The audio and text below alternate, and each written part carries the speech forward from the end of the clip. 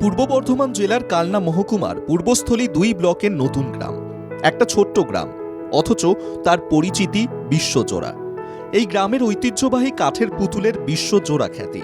প্রায় 300 বছরের পুরনো এই শিল্প এবার বিখ্যাত জিআই তকমা পেল নতুন গ্রামের কাঠের পুতুল। নতুন গ্রামে আসেন ইউনেস্কোর একটি প্রতিনিধি দল। শিল্পীদের শিল্পকর্ম পরিদর্শন করে দেখেন তাঁরা। স্বাভাবিকভাবেই উচ্ছ্বাস ছড়িয়ে পড়েছে শিল্পীদের মধ্যে।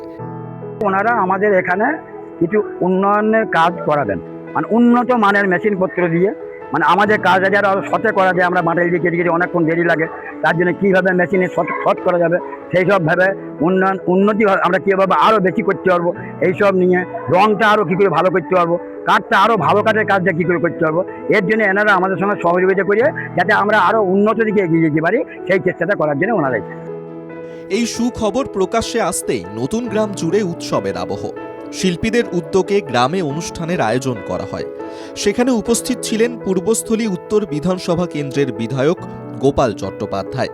তিনি বলেন, সত্যি প্রশংসনীয় পুতুল শিল্পীরা তৈরি করেন। এই শিল্পের যাতে প্রসারিত হয় এবং শিল্পীদের জীবনযাত্রার মানোন্নয়ন ঘটে, তার জন্য যা যা করার আমরা করব।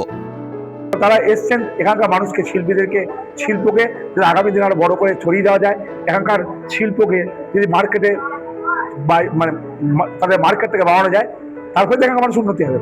তো সেটাকে ঠিক সুপরামর্শ দেওয়ার জন্য আজকে আমাদের সরকারের তরফ থেকে আমাদের বিভিন্ন আধিকারিকরা, শিল্প আধিকারিকরা তারা এসছেন।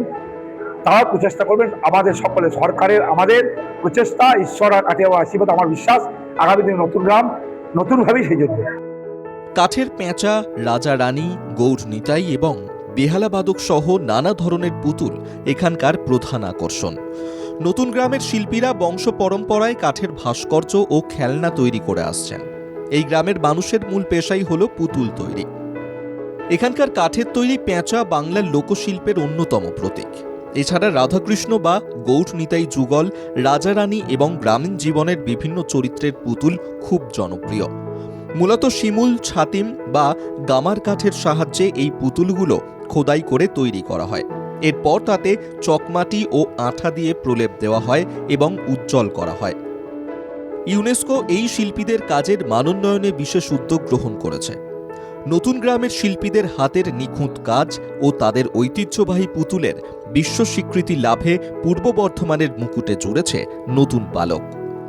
পূর্ব বর্ধমান থেকে পিন্টু প্যাটেলের রিপোর্ট, বাংলা জাগো।